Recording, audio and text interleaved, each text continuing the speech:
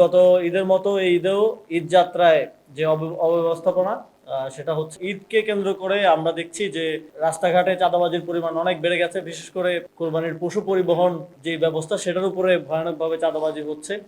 এবং আমরা দেখেছি যে মাননীয় প্রধানমন্ত্রী ট্রাক চালাচ্ছেন। তো অনেকেই বলছে সোশ্যাল মিডিয়ায় যে তিনি যদি একবার ট্রাক চালিয়ে ঢাকা থেকে দিনাজপুর কিংবা ঢাকা থেকে অন্য কোনো জায়গায় যেতেন, তাহলে কত টাকা চাঁদা দিতে হয় তাহলে তিনি সেটা স্বচক্ষে দেখতে পারতেন আর কি।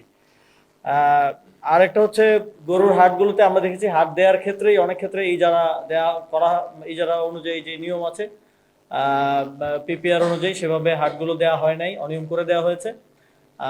এবং প্রথম আলো রিপোর্টে আমরা দেখেছি সব হাটই আসলে বিএনপির নেতা কর্মীরাই পেয়েছে।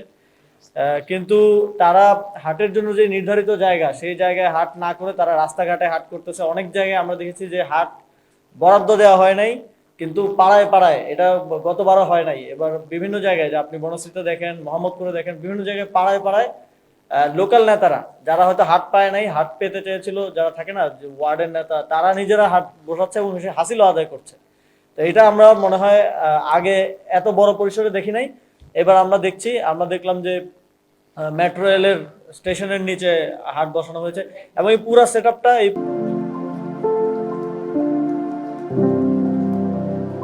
পুরা ইকোনমিক সিস্টেমটাই বিএনপির স্থানীয় নেতাকর্মীদের নিয়ন্ত্রণে হচ্ছে।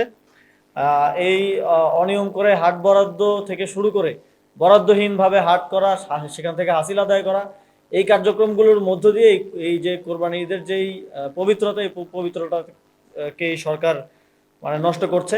আমরা দেখেছি গত ঈদের মতো এই ঈদেও ঈদ যাত্রায় যে অব্যবস্থাপনা সেটা হচ্ছে এবং আমরা অনেক দুর্ঘটনার খবর শুনতে পাচ্ছি দুঃখজনকভাবে। এটা মিসম্যানেজমেন্টের কারণে হচ্ছে বলে আমরা মনে করি। এবং ঈদে যাত্রীদের থেকে অতিরিক্ত ভাড়া আদায় থেকে শুরু করে এইসব ঘটনা পূর্বের মতোই চলছে। গতবারও আমাদের সড়ক পরিবহন মন্ত্রণালয় সহ সংশ্লিষ্ট যারা দায়িত্বে আছেন, সংস্থাগুলো আছেন, তারা ফেল করেছেন। এবারও তারা ফেল করেছেন নাগরিকদের একটা সুন্দর ঈদ যাত্রা উপহার দিতে।